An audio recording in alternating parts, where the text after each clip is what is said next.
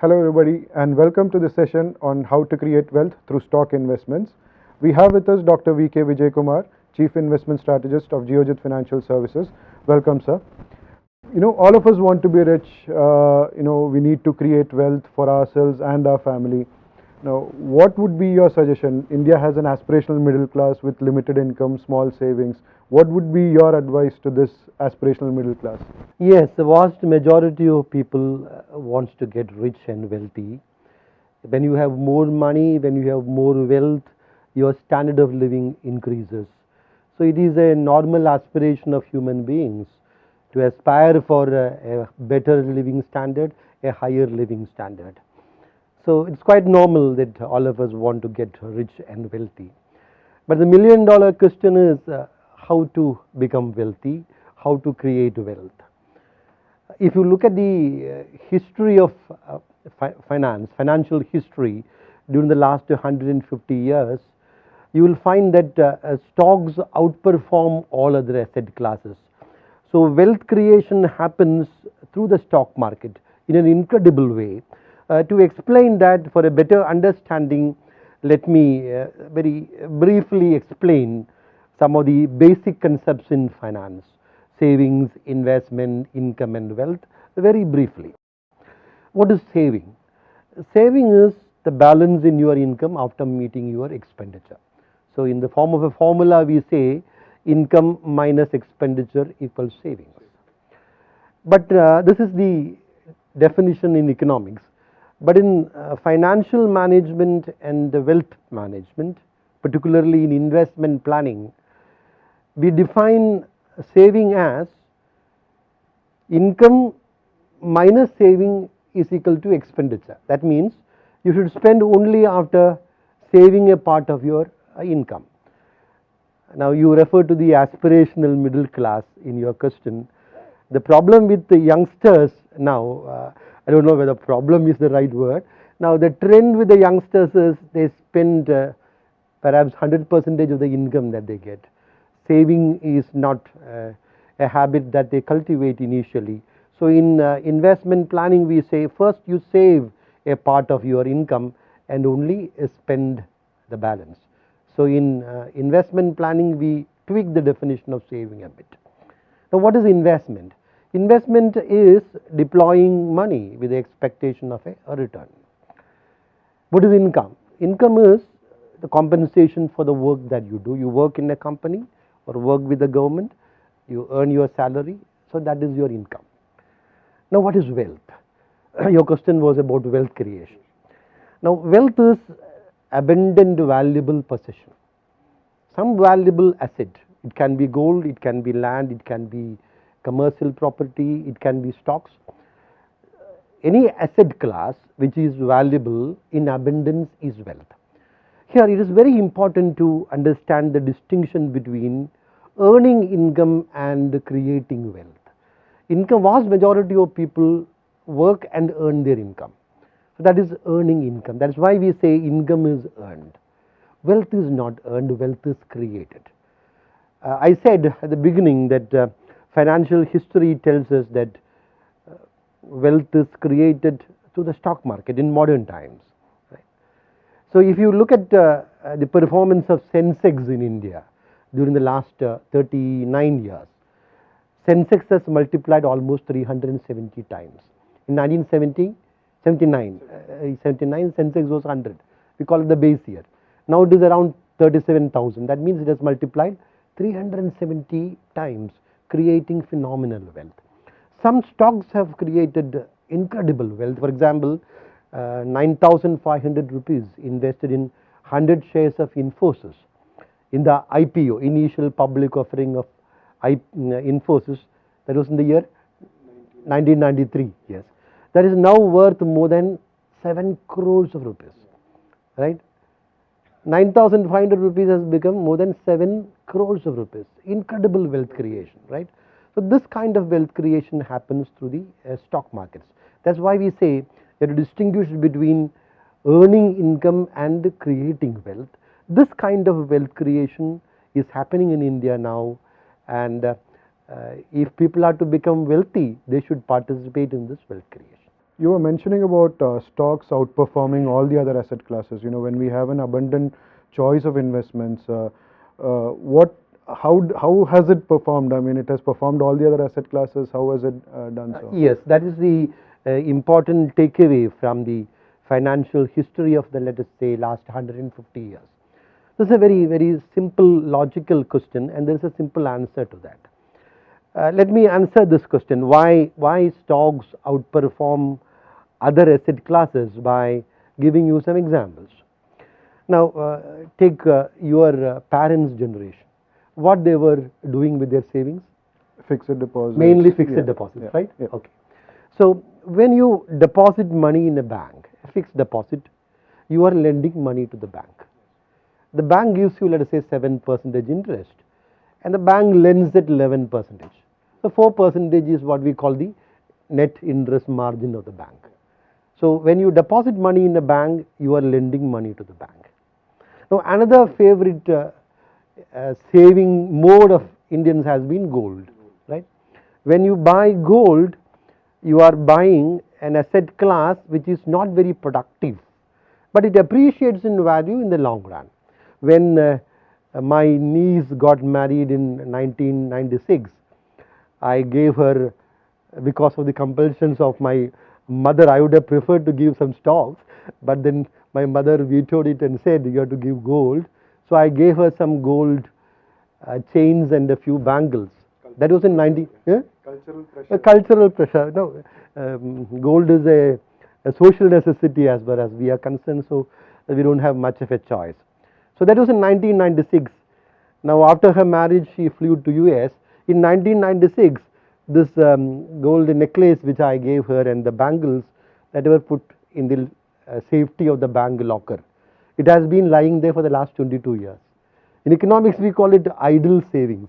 It is unproductive because this is not productively utilized, right? Now, another very important saving mode of Indians has been, particularly middle class, has been saving in small savings like public provident fund, national savings certificates, etc., post office deposits, etc. So when you are putting your money in national savings schemes or public provident fund, this money is used by the governments, and governments are notoriously overspenders. They have budget deficits. So the small savings are utilized for financing the deficit in the government's budget. Again, it's not very productive way of using the savings of ordinary people. But when you are buying a stock, the game completely changes. When you buy a stock, you are buying ownership in a company. When you are buying, let us say, TCS or Larsen and Toubro, you are becoming the owner of this company.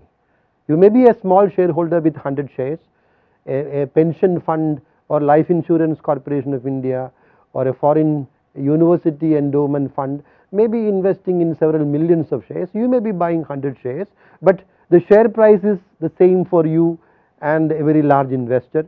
The dividend also is the same for you and a large investor. So when you are buying a stock, you are buying ownership in the company. And when the economy grows, companies grow, and you benefit out of that. This is the simple reason why stocks outperform all other asset classes. So what would be the ideal investment strategy for a layman, for a beginner, or for a person, as we discussed earlier, who has limited savings, and what would be the ideal investment strategy for such kind of people? Businessmen make wealth, create wealth by successfully running business enterprises. Vast majority of ordinary people, people who work, part of the labor force, are people who work and earn their income. For them to participate in this wealth creation, they should be investing in stocks of companies. But then to directly invest in stocks, you need expertise and time, because there are large number of factors that determine stock prices. Stock prices will be impacted by the monetary policy of the central bank, the budgets of the government, international factors like, for example, the tariffs being imposed on Chinese imports by President Trump in US. All these can impact the stock market and stock prices. So very few people will be having the expertise to understand these things and select the right stocks for investment. Also, you need a lot of time to learn about these things. So for people who have the time and expertise for this, they can invest in stocks directly. Otherwise, for people, and that is the vast majority, for vast majority of people, they should be investing or they should be participating in this wealth creation through the mutual fund route. Mutual funds are asset management companies that mobilize the savings of ordinary people and invest the savings in asset classes like stocks, bonds, etc., in accordance with the financial goals of the investors. So if you have the expertise, invest directly, otherwise invest through the mutual funds. And SIP is the ideal strategy for mutual fund investment, because timing the market would be very difficult. If you are investing through systematic investment plan, you don't have to bother about timing the market. So what are the risks which you would like to highlight when it comes to investments into equity, be it directly into stocks or mutual funds, the main risks that you would like to highlight? Well, there is a direct correlation between risk and reward. If you want to get higher reward, you have to take a higher risk. So since stocks give disproportionately higher reward compared to other asset classes, there is certainly an element of risk. But this risk is only in the short run. I would say from my experience of investing in the market for the past more than 3 decades, that if you have a time horizon of 4 years and above, there is very low risk in the market. In fact, the risk is not in investing. If you are young and living in India, which is emerging as an economic superpower, and if you are not investing, there is a risk. Not investing. Yes, not investing is a risk, because in a bank deposit you get 7%, you have 7% inflation. So the real return is 0. Whereas here you have an asset class which beats inflation by a very good margin. So in the short run there will be volatility in the market. An investor need not bother about this volatility. Volatility can be a friend, because when the market goes down, you will be, if you are an investor investing in the mutual funds to the systematic investment plans, you will be getting more units when the market goes down. So ultimately when the market goes up, you benefit out of that. So the risk is there, but risk is only in the short run. And if you are a trader in the market, there will be risk, because in trading there is a probability of you are losing money. Our advice to general people, vast majority of people, is not to be traders but investors in the market, long-term investors in the market. So what do you feel about the long-term outlook of the Indian economy and also the Indian stock markets as a whole? Well, for the Indian economy and also for the stock markets, the best is yet to be, because after the initiation of liberalization in 1991, Indian economy has been the second best performing economy, large economy in the world for the last 27 years, second only to China. And now there is a global consensus that India will be the fastest growing large economy for many years to come. We became a 1 trillion economy in 2008, after 60 years, almost 60 years after independence. The second trillion came in 8 years. We became a 2 trillion economy in 2015. The third trillion is likely to come in 7 years, right? Say about time period is reducing, it is lessening. And we are likely to be a 5 trillion economy by 2025, and at least a 7 trillion economy by 2030. Our Niti Aayog projects a 10 trillion economy by 2030. That may be a little bit too optimistic, but if we can do what China did, it is possible. But even if we assume a 7 trillion economy by 2030, a huge growth is going to happen. And when Indian economy grows like this, there will be an unprecedented wealth creation. So this is a historical opportunity for ordinary investors to participate in this wealth creation. This opportunity was not there 25 years ago. This opportunity is there. This opportunity may not be there 20 years from now.